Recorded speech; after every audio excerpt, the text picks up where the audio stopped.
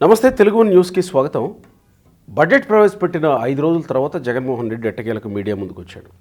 సరే, అసెంబ్లీకి ప్రతిపక్ష హోదా ఇస్తేనే వస్తాను అని అన్నాడు గనుక ఎప్పటికప్పుడు మేము మీడియాతోనే మాట్లాడుతామన్నారు. మరి 5 రోజులు ఎందుకు పట్టిందో బడ్జెట్ మీద మాట్లాడడానికి తెలియదు.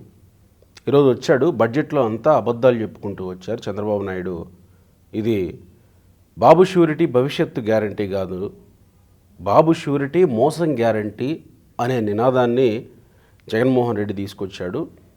వస్తూనే హామీలకి సంబంధించి గతంలో ఏం చేసాం, ఇప్పుడు ఏం చేస్తున్నారంటూ కంపారిజన్ చెప్పుకుంటూ వచ్చారు.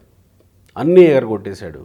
పెన్షన్లు పోయాయి, మహిళలకు ఇస్తామన్నటువంటి హామీల్లో మోసాలు జరిగాయి, ఇప్పటి వరకు తల్లికి వందనం ఇవ్వలేదు, అన్నదాత సుఖీభవ కేంద్రం ఇచ్చేదాంతో కలిపి 20,000 అంటున్నాడు. ఇంతకుముందేమో ఆయన నేను ఒక్కడనే ఇస్తా అన్నాడు. ఇది బాబు ష్యూరిటీ మోసం గ్యారంటీ అనే నినాదాన్ని తీసుకొస్తూనే ప్రతిపక్ష హోదా మీదనే పదే దాదాపు 1.5 అవర్ జగన్మోహన్ రెడ్డి ప్రెస్ మీట్లో మాట్లాడిన తర్వాత అక్కడ ఉన్నటువంటి కొంతమంది ప్రశ్నలు అడిగితే కరెక్టే, ఈ టైం అక్కడ వాళ్ళు ఇవ్వరు కదా, అందుకే నేను ఇక్కడ తీసుకున్నా అని మాట్లాడుతూ వచ్చారు. పోనీ ఈరోజే స్పీకర్ అయ్యన్న పాత్రుడు అసెంబ్లీలో ఒక రూలింగ్ ప్రవేశపెట్టారు. జగన్మోహన్ రెడ్డికి ఎందుకు ఇవ్వట్లేదు ప్రతిపక్ష హోదా అనే దాని మీద జగన్మోహన్ రెడ్డికి మీద వీలైతే చర్యలకు కూడా ఉపక్రమించే అవకాశం ఉన్నట్టే ఆయన మాట్లాడుతూ వచ్చారు. అసలు జగన్మోహన్ రెడ్డికి ప్రతిపక్ష హోదా ఇస్తే ఆయన అసెంబ్లీలోనే వచ్చి మాట్లాడతారు కదా, పోనీ ఇవ్వలేదు వచ్చి అసెంబ్లీలోనే మాట్లాడవచ్చు కదా, ఎందుకు జగన్మోహన్ రెడ్డి దాన్నే పట్టుకుని కూర్చున్నారు? అంటే ఇక జగన్మోహన్ రెడ్డి రావాలి అని అనుకోవట్లేదని మనం డిసైడ్ అయిపోదాం. అయితే బడ్జెట్ మీద మాట్లాడుతూ చాలా మాట్లాడారు. సేమ్ టైం పవన్ కళ్యాణ్ మీద విమర్శలు గుప్పించారు. ఇంకో విచిత్రం ఏంటంటే జగన్మోహన్ రెడ్డి ఎక్కడ ఏం మాట్లాడినని ట్రోల్ అవుతూ ఉంటారు, కానీ ఆయన చంద్రబాబును ట్రోల్ చేసే ప్రయత్నం చేశారు. సంక్షేమం అనే పదాన్ని చంద్రబాబు ఎలా పలుకుతారో చెప్పి. తెలుగుదేశం పార్టీ నాయకులు శరత్ గారు ఉన్నారు మనతో, శరత్ చౌదరి గారు.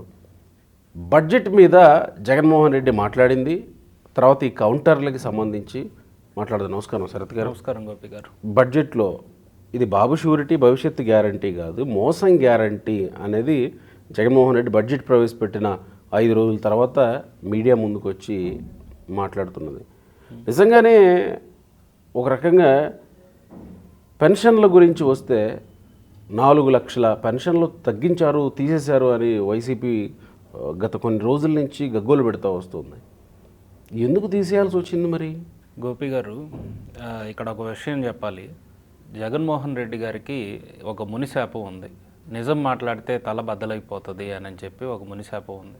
అందుకని ఆయన ఏది మాట్లాడినా మ్యాక్సిమం అబద్ధాలు తప్ప, వక్రీకరించడం తప్ప వాస్తవాలు మాట్లాడడానికి చాలా దూరంగా ఉంటాడు. ఎందుకంటున్నాను అని అంటే, ఇన్ని రోజులు ఆయనతో పాటు ఇంకో 10 మంది గెలిచారు. టోటల్ 11 మంది గెలిచారు. ఆ 10 మందికి మరియు కంప్లీట్గా వైసీపీ శ్రేణులందరినీ ఒక ట్రాన్స్లోకి తీసుకెళ్ళాడు. హైకోర్టులో పిల్లేసాము ప్రతిపక్ష హోదా గురించి. అవునవును, ఇది ఒకటి నడిచింది. అవును, ప్రతిపక్ష హోదా గురించి పిల్లేసాము. స్పీకర్ గారిని దానికి రిప్లై ఇవ్వమంటే స్పీకర్ గారు ఇప్పటి వరకు రిప్లై ఇవ్వలేదు, అందుకని అది హోల్డ్లో ఉంది అని ఒక డ్రామా రక్తి కట్టించేటట్లుగా ఒక 8 నెలల నుంచి సాగదీస్తూ వచ్చాడు.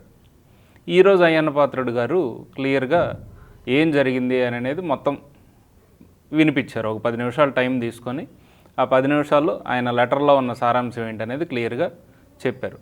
హైకోర్టులో ఇప్పుడు వరకు అది స్క్రూటినీ దగ్గరే ఆగిపోయింది.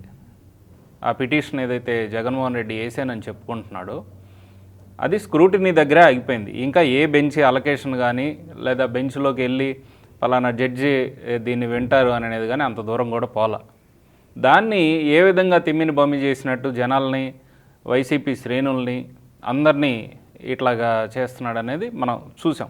ఈరోజు అర్థమైపోయి ఉంటుంది ఆ 10 మంది ఎమ్మెల్యేలకు కూడా, మనం ఇతనితోటి ఉంటే డెఫినెట్గా రాజకీయ భవిష్యత్తు ఉండకపోవచ్చు అని వాళ్ళు కూడా ఈరోజు ఒక క్లారిటీకి వస్తారు. ఏది అసెంబ్లీ సమావేశాలు కనుక విన్నట్లయితే. ఇక తను సంక్షేమం గురించి మాట్లాడితే అది ఒక్క మాట, ఇక్కడ ప్రతిపక్ష హోదా మీరు లేవనెత్తారు కాబట్టి అంటున్నారు. ఢిల్లీలో ఆప్ గెలిచినప్పుడు మొత్తం 70 మందిలో 67 మంది ఆప్ ఎమ్మెల్యేలు గెలిచారు, 3 మాత్రమే బీజేపీ వాళ్ళు గెలిచారు, బీజేపీ వాళ్ళకి ప్రతిపక్ష హోదా ఇచ్చారు అని చెప్పాడు చాలా అవలీలగా. ప్రతిపక్ష హోదా ఎవ్వరూ ఇవ్వలేదండి, ఢిల్లీలో ఇవ్వలేదు. నేను ముఖ్యమంత్రిగా ఉన్నప్పుడు చంద్రబాబు నాయుడు 5 ఎమ్మెల్యేలు మేము పక్కన కూర్చుంటా ఉన్నారు, ఇంకో 10 మందిని లాగేద్దాం కంటిన్యూ చేస్తూ ఏం చెప్పాడు, ఇంకో 10 మందిని లాగేద్దాం అన్నారు, అప్పుడు ప్రతిపక్ష హోదా నేనే ఇచ్చారు అని అంటే అసలు ప్రతిపక్ష హోదా ఇవ్వడానికి ఇతనెవరండి? నాకు అర్థం కాని క్వశ్చన్. ఆయనే కాదు, తెలుగుదేశం పార్టీ చంద్రబాబు నాయుడు గారికైనా, లేక జనసేన అధినేత పవన్ కళ్యాణ్ గారికైనా, లేదా బీజేపీ అధ్యక్షురాలు పురంధేశ్వరి గారికైనా వాళ్ళు కాదు ప్రతిపక్ష హోదా ఇవ్వాల్సింది, ప్రజలు ఇవ్వాలి. ప్రజలు ఎప్పుడో తిరస్కరించారు, ప్రజలు తిరస్కరించి 11కు పరిమితం చేశారు. అప్పుడు ఆయన ఇదివరకు అసెంబ్లీలో ఏం మాట్లాడాడనేది మనం చూసాం, 5గురిని లాగేస్తే నేను ప్రతిపక్ష హోదా ఉండదని. ఇప్పుడు కూడా అదే మరి అప్పుడు ఆ నాలెడ్జ్ తోటి ఎలా మాట్లాడాడు, ఈ రోజు కూడా కనీసం ఎలా కౌంటర్ ఇవ్వాలో కూడా తెలియని పరిస్థితుల్లో నేను ఆ రోజు 10 మందిని లాక్కుండా నేనే ప్రతిపక్ష హోదా ఇచ్చానని అంటున్నాడు. ఆయనకున్నంత సానుభూతి లేదా ఆయనకున్నంత మంచి హృదయం మా దగ్గర లేదండి. ఎందుకంటే మేము సంబంధం లేని విషయాల్లో జోక్యం చేసుకోం, కూటమి ప్రభుత్వం ఎప్పుడూ కూడా. రూల్స్ అతిక్రమించి మేము ఆల్వేస్ ఏ రూల్ ఏం చెప్తుంది, రూల్ బుక్ ఏం చెప్తుంది, అసెంబ్లీ గైడ్ లైన్స్ ఏమున్నాయి, వాటి మీదనే మేము వెళ్తాం. మేము ఎక్కడ కూడా మా పరిధి దాటి మేము వెళ్ళే పరిస్థితిలో మేము ఉండం. అది సో ఇక జగన్మోహన్ రెడ్డి ప్రతిపక్ష హోదా అనేది అది ఆయన ఇంకా మర్చిపోవటమే. ఎందుకంటే ఇప్పుడు దాకా పిటిషన్ కానీ ఏమీ వేయలేదు, రావాలని అనుకోవట్లేదు అనేది అర్థం, రావాలని అనుకోవట్లేదు. ఇంకోటి ఏంటంటే ఫస్ట్ రోజు ఏదో ఒక గేమ్ ప్లాన్ లాగా ఫస్ట్ రోజు వచ్చారు. ఏది అది కూడా ఏంటంటే వర్కింగ్ డే రోజు కాకుండా వచ్చి వెళ్ళిపోయారు. ఆ రోజు ఫ్యూజులు ఎగిరిపోయినాయి మిగిలిన వాళ్ళందరికీ. ఇది వర్కింగ్ డే కాదు అని తర్వాత రోజు చెప్పిన తర్వాత ఇప్పుడు ఏం చేయాలో అర్థం కాని సిచ్యువేషను.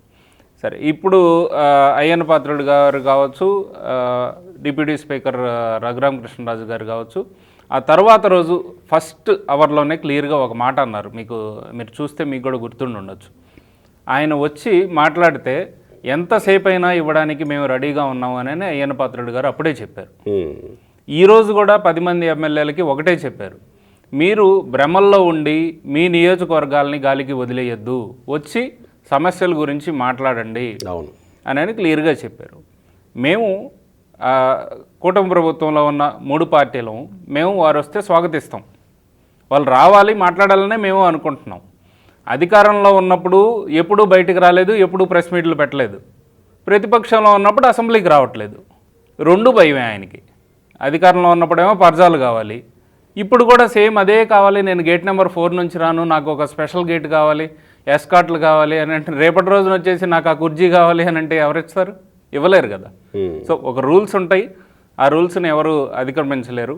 ఇంకోటి ఏంటంటే ఆయన మాట్లాడిన ప్రెస్ మీట్లో కూడా పథకాలను అమలు చేయట్లేదు అని అన్నారు. 2019లో ఫీజు రియంబర్స్మెంట్ అమ్మఒడి అనేది ఈయన 2019లో ఇవ్వలేదు జగన్మోహన్ రెడ్డి, 2020 నుంచి స్టార్ట్ చేశాడు. అట్లానే మేము అంటే ఆయనతోటి కంపారిజన్ అని కాదు, కానీ విద్యారంగంలో కొన్ని విప్లవాత్మకమైన మార్పులు తీసుకొని రావాలి అని మా నాయకుడు లోకేష్ గారు ఎప్పటి నుంచో దాని మీద సీరియస్గా వర్క్ చేస్తున్నారు. అందులో భాగంగా ప్రతి దాంట్లో అసలు పిల్లల అటెండెన్స్ ఎందుకు తగ్గింది, ఎవరు జాయినింగ్ ఎందుకు తగ్గింది, ఇవన్నీ వర్కౌట్ చేసుకుంటూ వెళ్ళారు. 12 లక్షల మంది పిల్లలు జగన్మోహన్ రెడ్డి ప్రభుత్వంలో మానేశారు స్కూళ్ళకు రావటం, మధ్యాహ్నం భోజనం సరిగ్గా ఉండట్లేదు అని చెప్పి కంప్లైంట్ ఉంది. ఇవన్నీ ఒక్కొక్కటి సెట్ చేసుకుంటా అన్నిటినీ రెక్టిఫై చేసుకుంటా వచ్చి ఇప్పుడు సరైన విద్యాబోధన కూడా ఇదివరకు లేదు. దానికోసం డిఎస్సి అనేది ఒకటి పెట్టేసి మే కల్లా టీచర్ పోస్టులు భర్తీ చేయాలని అనుకుంటున్నారు. అదే కాకుండా వాళ్ళకి ఇచ్చే పుస్తకాలు కావచ్చు, స్కూల్ బ్యాగులు కావచ్చు, వీటన్నిటినీ కూడా రివ్యూ చేసి ఆల్మోస్ట్ కొటేషన్స్ కూడా చాలా తక్కువ రేటుకి తీసుకుని రాగలిగారు. ఎందుకంటే మనకి ఇప్పుడున్న పరిస్థితుల్లో ప్రతి రూపాయి కూడా చాలా విలువైనది ఆంధ్రప్రదేశ్లో. సో ఆ విధంగా అన్ని చర్యలు దగ్గరుండి తీసుకొని లోకేష్ గారు రేపు జూన్ నుంచి అమ్మఒడి అనేది స్టార్ట్ అవుతుంది. మేము ఇదివరకు జగన్మోహన్ రెడ్డి నీకు 2 ముగ్గురున్నా మేము ఇస్తాము అని చెప్పినట్లు భారతి గారి వీడియో ఒకటి ఉంటుంది ఆన్లైన్లో. తర్వాత వచ్చేసి మేము ఒకరికే ఇస్తామని అన్నారు.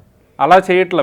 మేము ఖచ్చితంగా 5 పిల్లలున్నా కూడా 5 × 15,000 ఇవ్వడానికి మేము రెడీగా ఉన్నాం మా ప్రభుత్వం.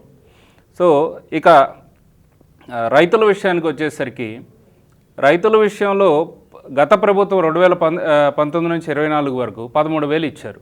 ఆ 13,000లో కేంద్ర సాయం లేదా? ఉంది. ఎవరైనా కేంద్ర సాయం రాష్ట్ర సాయం కలిపే రైతులకు ఒక కమిట్మెంట్ ఇస్తే 7,000 ఈయన ఇచ్చారు.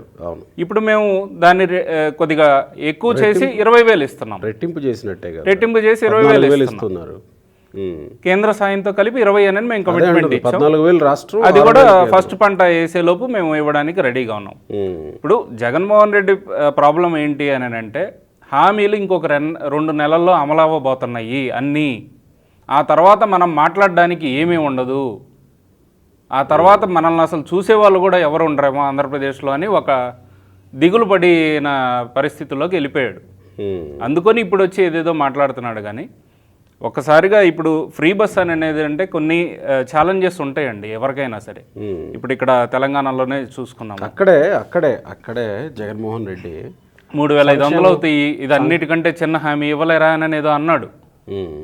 ఇప్పుడు కొన్ని ఛాలెంజెస్ ఉన్నాయి. తెలంగాణలో ఒక ఫ్రీ బస్ అనేది స్టార్ట్ చేశారు, కొన్ని వీడియోలు వచ్చినాయి. అవి నిజంగా జరిగినాయా లేక ఎవరన్నా కావాలని మీమ్స్ చేశారా తెలియదు. ఒకరు బ్రష్ చేసుకుంటా వెళ్తూ ఉంటారు. సోషల్ మీడియాలో కొన్ని పకడ్బందీగా చూద్దామని కాదు నేను అంటుంది. వన్స్ హామీ ఇచ్చిన తర్వాత మీరు ఇవన్నీ ఇప్పుడు ఒకవేళ మీరు ఇవన్నీ చెప్పారనుకోండి, ఆ రోజు సిపిఎస్ వారంలో రద్దు చేస్తా ఉన్న జగన్మోహన్ రెడ్డి తర్వాత సజ్జల రామకృష్ణారెడ్డి వచ్చి మేము ఇప్పుడు ఇవన్నీ లెక్కలు తెలియకుండా హామీ ఇచ్చాము అని చెప్పినట్టే ఉంటుంది. మీరు ఒకవేళ ఇప్పుడు బ్రష్ చేసుకున్నారు కొట్టుకున్నారని చెప్తే నేనేమంటున్నానంటే డెఫినెట్గా మీరు హామీ ఇచ్చారు కాబట్టి కట్టుబడి ఉండాల్సిందే. మేము కట్టుబడి ఉన్నాం గోపి గారు. కంపల్సరీగా మేము ఇచ్చిన 6 హామీలు, అందులో దీపం పథకం అనేది ఆల్రెడీ స్టార్ట్ అయ్యింది. పెన్షన్లు ఈయన 1,000 రూపాయలు పెంచడానికి 4 ఏళ్ళు తీసుకున్నాడు. 250 చేశారు సార్, చేస్తున్నాం. మిగిలినవి కూడా 3 హామీలు జూన్ లోపు ఖచ్చితంగా అమలవుతాయి. డిఎస్సిది కావచ్చు, లేదు అంటే ఇక్కడే జగన్మోహన్ రెడ్డి మీ నాయకుడిని ఏదో ర్యాగింగ్ చేసే ప్రయత్నం చేశాడుగా, సమక్షేమం సంక్షేమం అని ఏదో మాట్లాడుతూ ఉన్నాడు. ఆయనకి తెలుగు వచ్చా అండి? అసలు జగన్మోహన్ రెడ్డికి తెలుగు వచ్చా? తెలుగు మాట్లాడేందుకు కూడా చదువుకొనే మాట్లాడుతున్నాడు కదా, చదువుతా. ఇప్పుడు చంద్రబాబు నాయుడు గారు నెల్లూరులో ఏదో మాట్లాడారు అని చెప్పడానికి కూడా ఒక ముఖ్యమంత్రిగా చేసిన వ్యక్తి ఆయన ఏం మాట్లాడారనేది ఈయన చూసుకొని చదువుతున్నాడు. ఆ చూసుకొని చదివే దాంట్లో కూడా తప్పులు చదువుతున్నాడు. ఎవరైనా మన పార్టీ గురించి మనల్ని ఏమన్నా అన్నారు అని అంటే అది మైండ్లో ఉంటుంది, మైండ్లో నుంచి వస్తుంది. మనం మాట్లాడే మాటల రూపంలో ఏదైతే స్టోర్ అయ్యిందో మైండ్లో అది వచ్చేస్తుంది. కానీ అది కూడా ఈయన చూసుకొని చదివే పరిస్థితి, ఈయన చంద్రబాబు నాయుడిని విమర్శించే అంత పరిస్థితి ఉందండి. ఇకపోతే పవన్ కళ్యాణ్ గారు ఏదో ఆయన కార్పొరేటర్ వార్డు మెంబర్ అవ్వలేరు అని అన్నారు. జగన్మోహన్ రెడ్డి ఏ రోజైనా నువ్వు సేవలు లేకుండా ఒక ఎమ్మెల్యే పోస్టుకి కానీ దేనికన్నా కంటెస్ట్ చేసేవా? చేయలేదు కదా. అదేంటి ఆ లాజిక్? ఇప్పుడు ఫస్ట్ ఆయన వాళ్ళ నాన్నగారు వైఎస్ రాజశేఖర రెడ్డి గారు చనిపోయినప్పుడు శవాన్ని పక్కన పెట్టుకొని అందరి దగ్గర సీఎం అవ్వడానికి ఒక ప్లాన్ వేశాడు, అది బెడిసి కొట్టింది. ఆ తర్వాత సానుభూతి పరంగా 2014లో పోటీ చేశాడు. వాళ్ళ నాన్న ఫోటో పెట్టుకొని సానుభూతిగా గెలవడానికి ట్రై చేశాడు, అప్పుడు గెలవలా. రెండోసారి వాళ్ళ బాబాయిని చంపేసి వాళ్ళ బాబాయ్ ఫోటో పెట్టుకొని నారాసుర రక్త చరిత్ర అని చెప్పి ఒక ఫుల్ పేపర్ పాంప్లెట్లో వేసుకొని అందులో గెలిచాడు. మూడోసారి శవం దొరకలేదు, గెలవలేదు. ఇప్పుడేమో ఏదైనా శవం వచ్చినప్పుడు లేదు అని అంటే ఎవరైనా అరెస్ట్ అయినప్పుడు మాత్రమే బెంగళూరు నుంచి ఇక్కడికి వస్తున్నాడు గుంటూరుకి. ఏదో ఒకటి శవమో లేకపోతే ఇంకో ఏదన్నాను గెలుస్తున్నాడుగా. గెలవటం కాదు సార్, జనాలకి అర్థమైపోతుంది, ప్రజలందరికీ అర్థమవుతుంది ఇతను కరెక్టా ఇతను తప్ప అని అనేది అర్థమైపోతుంది. ఎక్కువ రోజులు ఉండదు, చాలా అతి తొందరలోనే ఆయన రాజకీయ భవిష్యత్తు చాలా తొందరలో అంతమైపోవటం. కానీ మీరే బతికిచ్చేలాగా ఉన్నారు అనేది కదా టాక్ ప్రస్తుతానికి నడుస్తున్న టాక్. మీరే బతికించేలా ఉన్నారు. ఆ జగన్మోహన్ రెడ్డి ఇప్పుడు ఆ మధ్యకాలంలో జమీన్ రైతు పత్రికలో ఒక వార్త వచ్చింది, ఆ భూతాన్ని మళ్ళీ బ్రతికించే ప్రయత్నంలో తెలుగుదేశం పార్టీ ఉంది అని. ఇలాంటి వార్తలు ఇలాంటి చర్చలు జరుగుతున్నాయంటే మీరేమో ఇక్కడ టీవీల ముందు కూర్చొని ఇక మళ్ళీ రాదు, ఇక జనం మళ్ళీ నమ్మరు అని అంటారు. ఆల్రెడీ గ్రౌండ్లో ఉండి పరిశోధించి రాస్తున్న కథనాలు ఏమో ఇలా ఉన్నాయి. గ్రౌండ్లో నుంచి రాస్తున్న పరిస్థితులు ఏంటంటే అండి, ఒక 2 నెలల ముందు దాకా చూసి చూడనట్లుగా వెళ్ళటం జరిగింది. ఎందుకంటే మనకున్న ఐఏఎస్ ఐపీఎస్ అధికారులు ఇప్పుడు 180 మంది ఐఏఎస్లు కావచ్చు, 159 మంది ఐపీఎస్లు కావచ్చు, అమిత్ షా గారిని రిక్వెస్ట్ పెట్టుకొని ఇంకొక 20 మందిని పెంచుకోవడం జరిగింది. ఉన్నోళ్ళు వాళ్ళే, నయానో భయానో వాళ్ళని మనం మార్చుకోవాలి కానీ వాళ్ళకి కాన్స్టిట్యూషన్ అంటే ఏంటి, వాళ్ళ రూల్ బుక్ ఏంటి అని అనేది వాళ్ళకి చెప్పి మనం మార్చుకోవాలి కానీ వాళ్ళందరినీ ఎట్ ఏ టైం అయితే తీసేయలేం. సో ఆ విధంగా మెజారిటీ ఇప్పుడు పవన్ కళ్యాణ్ గారి సభలో ఎప్పుడైతే వ్యాఖ్యలు చేశారో ఆ తర్వాత చంద్రబాబు నాయుడు గారు క్లియర్గా చెప్పారు, 1-2 నెలల్లో అందరినీ సెట్ చేసేస్తాము, ప్రతి ఒక్కళ్ళు క్రమశిక్షణగా ఉంటారని. ఇప్పుడు almost everyone came in to a track, కరెక్ట్గానే అందరూ పనిచేస్తున్నారు. ఇప్పుడు రీసెంట్గా జరిగిన పరిస్థితులు కూడా మీరు చూస్తూ ఉండుంటారు. ఎమ్మెల్సీ ఎన్నికలు కావచ్చు, ఇప్పుడు ఎక్కడా కూడా కూటమి ప్రభుత్వకి ఎంత స్ట్రెంత్ ఉంది అని అనేది చూడొచ్చు. దాంతోపాటుగా అధికారులు కూడా వాళ్ళ పరివర్తన ఏ విధంగా మారింది, వాళ్ళ రూల్స్ ఏ విధంగా వాళ్ళు తెలుసుకొని కరెక్ట్గా పనిచేస్తున్నారు గవర్నమెంట్కి అనుకూలంగా అని అనేది కూడా మీరు చూస్తున్నారు. డెఫినెట్గా ఏంటంటే టైం పడుతుంది, చేంజెస్ అనేది టైం పడుతుంది. బట్ 1 year లోపు ఖచ్చితంగా అన్నీ సెట్ చేస్తారు చంద్రబాబు నాయుడు. సో మొత్తానికి ఎట్టి పరిస్థితుల్లో జగన్మోహన్ రెడ్డికి ప్రతిపక్ష హోదా ఇవ్వమంటారు. ప్రతిపక్ష హోదా ఇవ్వడానికి మేమెవరం సార్? తెలుగుదేశం ఎవరు ప్రతిపక్ష హోదా ఇవ్వడానికి? తెలుగుదేశం జనసేననో లేక బీజేపీనో ఇస్తే ప్రతిపక్ష హోదా వస్తుందా? రాదు కదా. ప్రజలు ఇవ్వాలి. ఆయన కోర్టుకు కూడా వెళ్ళాడు, కోర్టులో కనీసం నెంబరింగ్ కూడా తీసుకోలేని సిచ్యువేషన్లో ఆయన ఉంటే కోర్టు అయినా అదే చెప్తుంది రేపు, నెంబర్ అయినా కూడా. ఈయన ఏంటంటే నేర ప్రవృత్తితోటి ఇన్ని రోజులు నెట్టుకొచ్చాడు, ఇక మీదట అది కుదరదు. అది రైట్ సార్, థ్యాంక్ యూ.